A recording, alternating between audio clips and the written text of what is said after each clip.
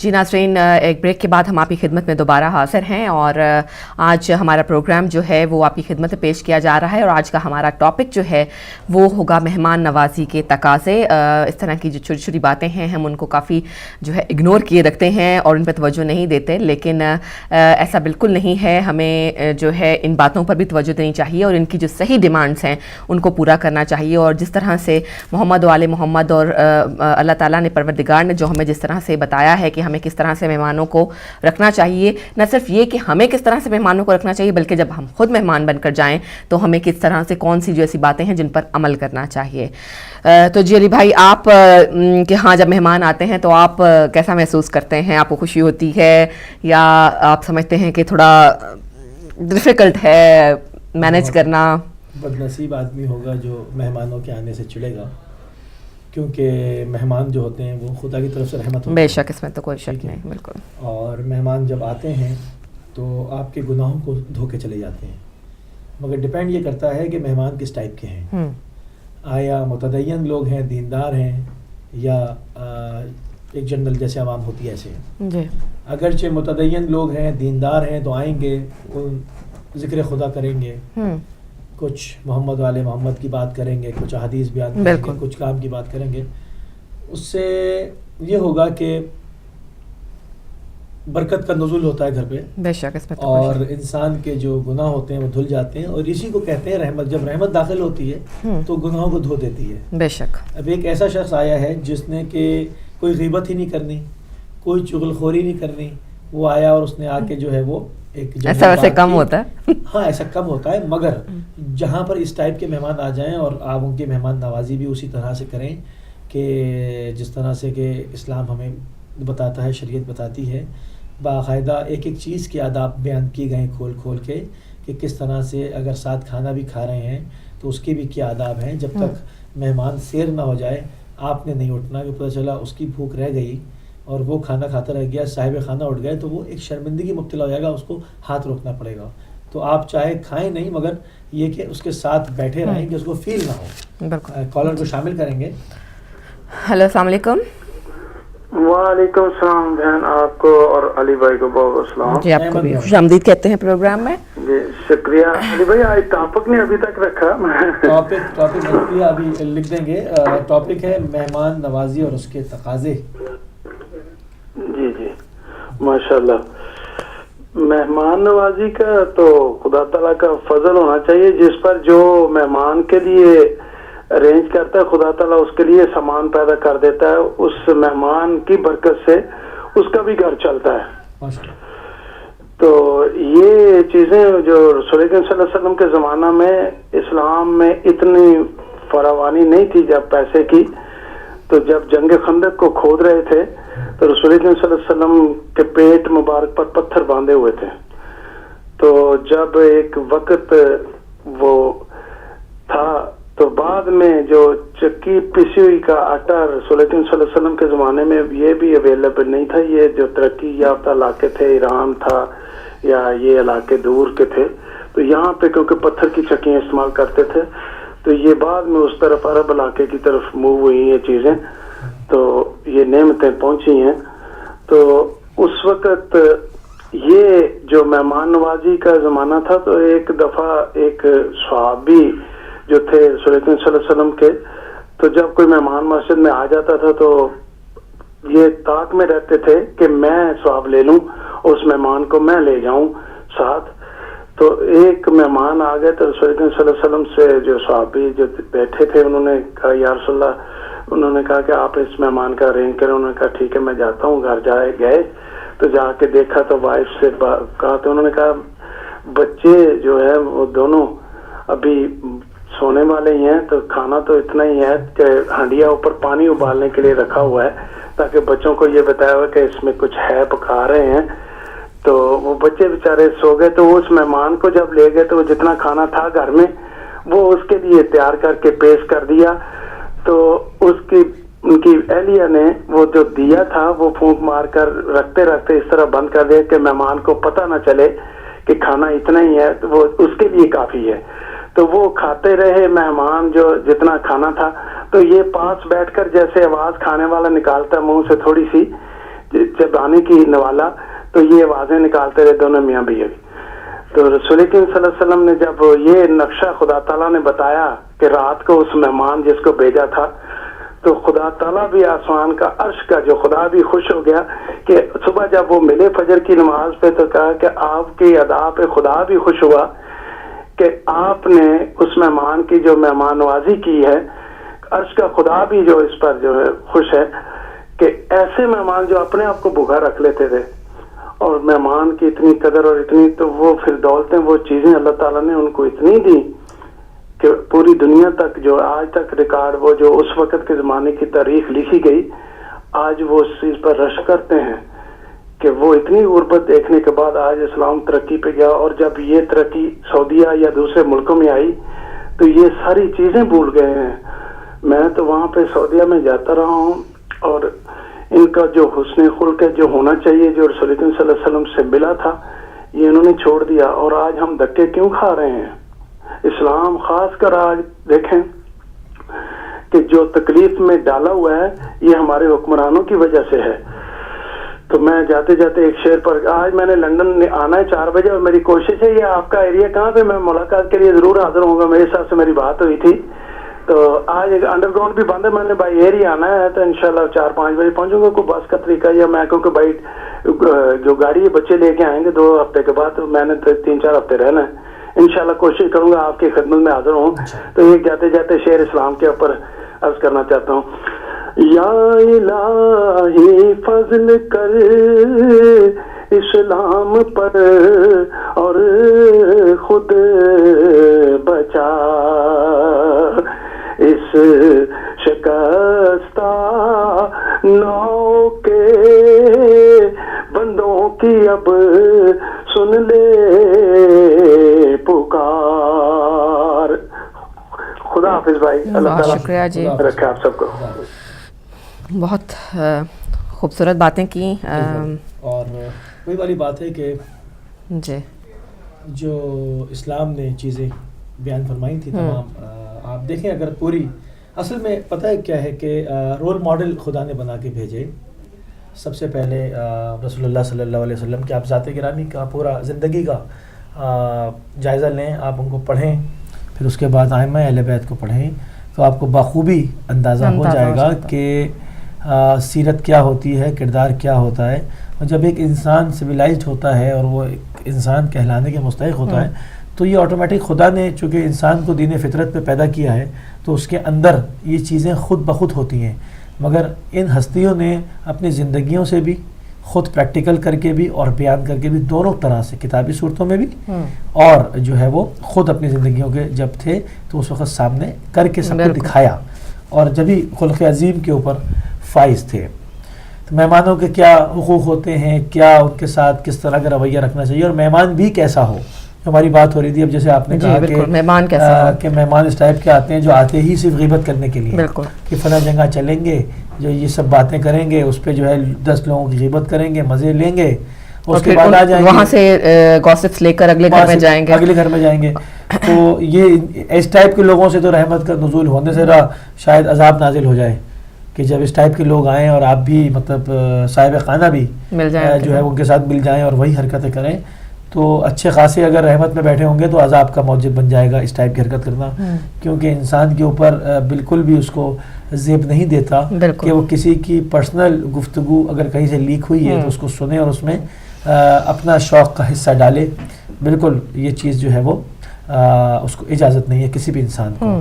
تو میں نے بعض دفعہ تو ایسے لوگ دیکھے, حالانکہ لگتا تھا کہ کڑوا پن ہے, مطلب بچپن کی بات ہے کہ ہمارے گھر کے سامنے ایک بک ڈپو ہوا کرتا ہے, اسلامک سینٹر تھا, تو وہ ایک زیدی صاحب چلاتے تھے, بہت بزرگ اور بہت متقی آدمی. تو میں نے خود دیکھا مطلب ایک صاحب آئے وہاں پر کچھ شاپنگ بھی کرنی تھی, کتابیں انہیں کیا سے خرید رہے تھے, غیبت کرنی شروع کی. انہوں نے کہا باہر جا کے جو بات کرنی باہر یہاں نہ کریں پلیز, لیں کتاب لیں نہ لیں, اس سے کوئی غرض نہیں, روزی دے دے خدا کے ذات ہے. یا غیبت ویبت نہ کریں, الٹی سیدھی زبان استعمال نہ کریں, باہر کریں. انہوں نے کہا نہیں میں معذرت چاہتے ہیں وہاں نہ سودا لیں جائیں. وہ نہ غیبت کرنے دیتے تھے نہ ایسا بہت کم جگہوں پر دیکھا گیا ہے. بالکل. تو اب اس معیار پہ کتنے لوگ ہوں گے اب چلے ان کی ایج بہت زیادہ تھی، انہیں اسٹریٹ کہہ دیا، مگر ایک انسان اگر آپ کے برابر کے ہیں اور بہت مشکل کام ہے یہ کہنا. اب سمجھا سکتے ہیں کہ بھائی میں نہ سنتا ہوں نہ کرتا اور نہ غیبت کرتا ہوں، پلیز جو ہے وہ. اب یہاں کیا ہوگا، ایسے آدمی کا سوشل بائیک آؤٹ ہو جائے گا، یہاں پر ایسے انسان کا سوشل بائیک آؤٹ ہو جائے گا. اس کے لیے وہ باتیں گھڑی جائیں گی جو اس میں نہیں ہیں، بدنام کیا جائے گا، کیونکہ اس نے آپ ایک ایسی بات کر دی کہ اس سے بھی ڈریں گے کہ یہ کہیں جا کے نہ کہے کہ انہوں نے ہم سے یہ کہا تھا اور ہم نے کی نہیں، ہے نا. تو یہ سب بھی چیزیں ہیں، بہت مشکل ہے. اسی کو پل صراط کہتے ہیں، جو کہ تلوار کی دھار سے زیادہ تیز ہے. کوئی شک نہیں، اور مشکل کام ہے. اللہ کے راستے پر چلنا بے شک مشکل کام ہے، لیکن اس کے بعد جو منزل ہے وہ بہت جو ہے وہ دل فریب بھی ہے. اور اس راستے میں بھی جب ایک مرتبہ آدمی چڑھ جاتا ہے اور ان تمام لوگوں سے مایوس ہو جاتا ہے، مایوس اپنے آپ کو کرتا ہے خود کہ یہ سب، میں ان سب چیزوں سے بے نیاز ہوں، اور اس کا فوکس جو ہے، جو اس کی نگاہ ہے، وہ اس کا قلب جو ہے وہ مرکوز رہتا ہے خدا کی طرف، من جانب خدا. تو ظاہری بات ہے وہ بھی اس کی وہاں سے جو ہے وہ اس ذات سے اس کی مدد ہوتی ہے، اس کی امداد ہوتی ہے. ایسی بات نہیں ہے کہ خدا نے اکیلا و تنہا چھوڑ دیا. جو اتنے بڑے بڑے اولیاء بن جاتے ہیں، ان کا راز کیا ہے؟ بے شک عرفان حاصل ہونے کا راز کیا ہے؟ خدا کے راستے میں چلنا ہے. ایک اور کالر کو شامل کریں گے.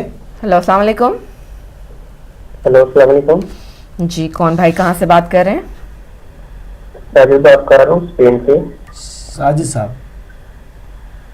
جی، کیا نام بتایا؟ جی کیا نام بتایا، پلیز دوبارہ بتائیے گا. ساجد بات کر رہا ہوں اسپین سے. ساجد جی جی، خوش آمدید کہتے ہیں آپ کے پروگرام میں.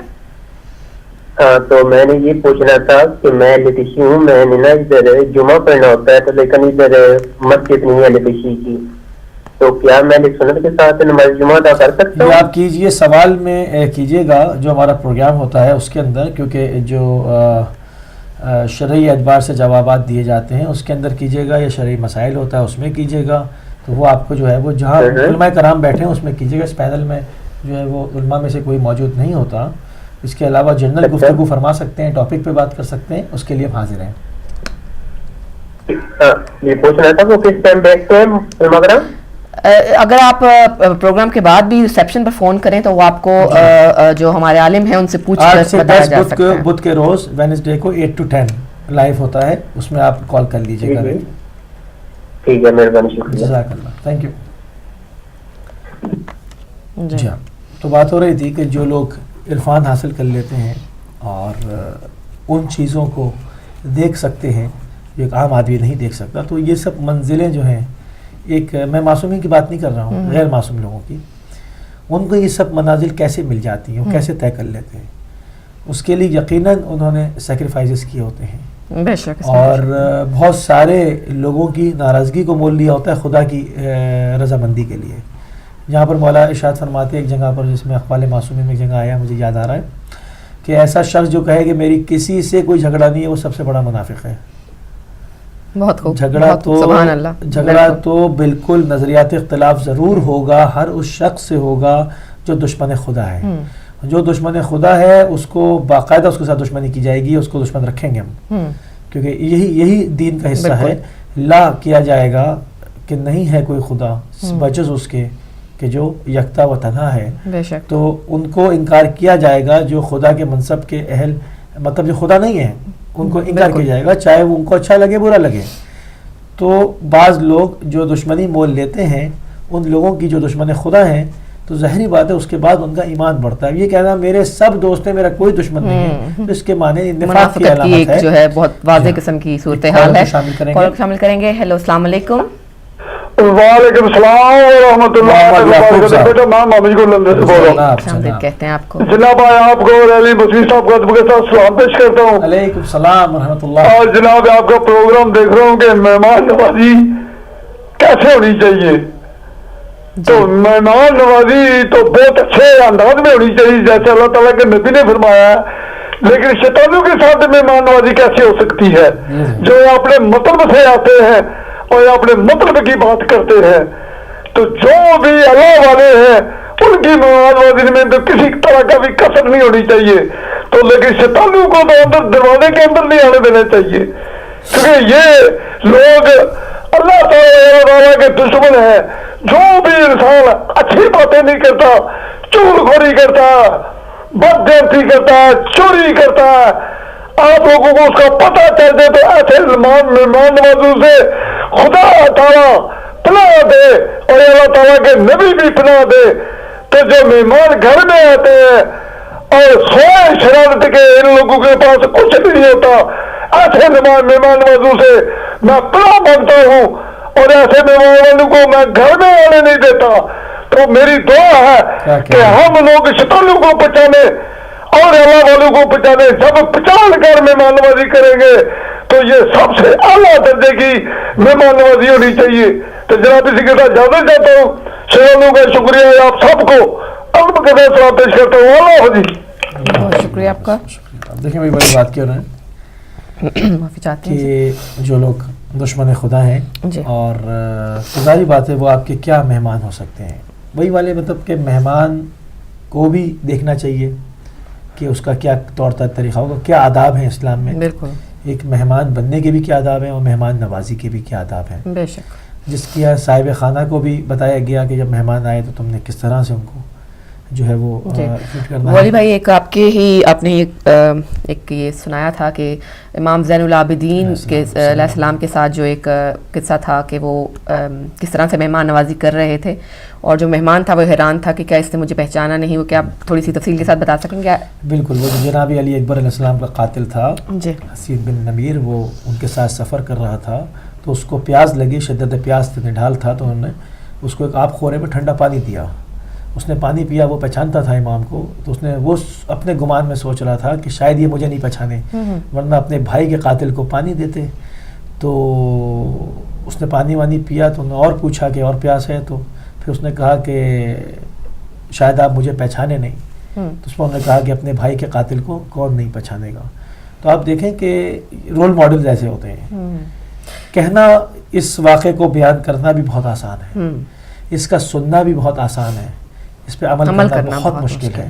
وہاں پر جو ہے وہ پتہ چلے گا کہ آپ کا خط, آیا آپ اس خط کے پیرو ہیں, اس مکتب کے پیرو ہیں جس کے امیر ایسے ہوں, جس کے امام ایسے ہوں, جس کے قائد ایسے ہوں. آیا آپ اس کے پیرو ہیں تو اس کو پریکٹیکل کر کے دکھائیں. اور یقیناً بہت سارے لوگ, جیسے کل ہم بات کر رہے تھے سید عارف حسین الحسینی کی, ان کی ذات ایسی تھی کہ وہ پیرو امام کہلانے کے لائق تھے, حقدار تھے پورے. جس صحیح امپلیمنٹیشن جو ہے آپ کے دین کی جو ہے وہ صحیح وہ اس طرح سے تھی. اور اب اگر ہم, آپ کی بالکل بات صحیح کہ کہنا آسان ہے, سننا آسان ہے, کیا اپنے اوپر بھی ہم اگر اس کو لگا کر دیکھیں تو کیا ہم ایسا کبھی زندگی میں کر پائیں؟ یہ تو بات تھی قتل کی کہ بھائی کو قتل کیا, ہم تو چھوٹی چھوٹی باتوں پر جو ہے وہ دستگرباں ہو جاتے ہیں. ابھی کی بات ہے, زیادہ پرانی نہیں, میں نیوز میں اس دن دیکھ رہا تھا کہ کسی نے, کوئی مجاہد تھا اس کا حزب اللہ کا, اس کو قتل کیا تھا.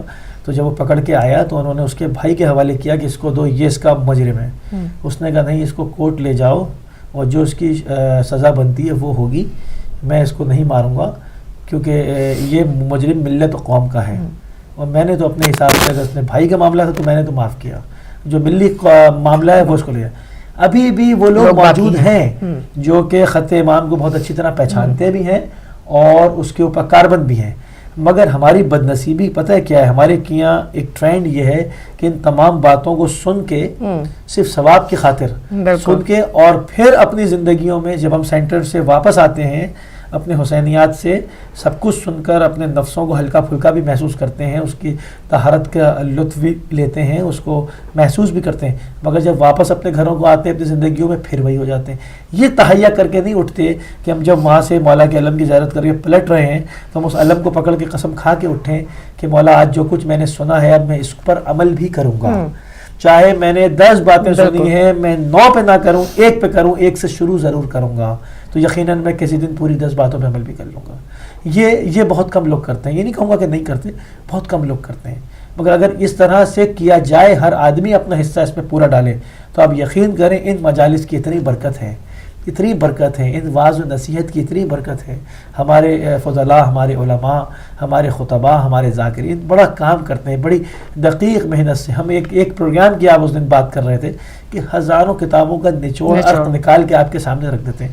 اب آپ اگر اس کو سن کے اور چلے جائیں, اس پر نہ ہو, رسالۃ الحقوق میں کیا چیز بیان نہیں ہوئی ہے یہاں, ایک ایک چیز کہ کیا مہمانوں کے حقوق ہیں، کس طرح سے پڑوسیوں کے حقوق ہیں، ایک ایک چیز کا پتہ ہے، مگر نہ ہم اس طرح سے مہمان بن کے جاتے ہیں، نہ ہم اس طرح سے کسی کو مہمان سمجھتے ہیں کہ وہ آیا. تو ہمیں دیکھنا چاہیے ہم کب تک صرف اسی پر اکتفا کرتے رہیں گے کہ ہم یہ جو ہے وہ حکمتوں کی باتوں کو سنیں اور اس کے بعد جب وہاں سے اٹھیں تو ہمارا دامن خالی ہو. بالکل صحیح کہا آپ نے. علی بھائی ہمیں ایک بریک لینی ہے، بریک کی طرف جانا ہے، بریک کے بعد واپس آئیں گے اور آپ کی فون کالز کا سلسلہ جو ہے وہ جاری رکھیں گے. لیتے ہیں ایک چھوٹا سا بریک.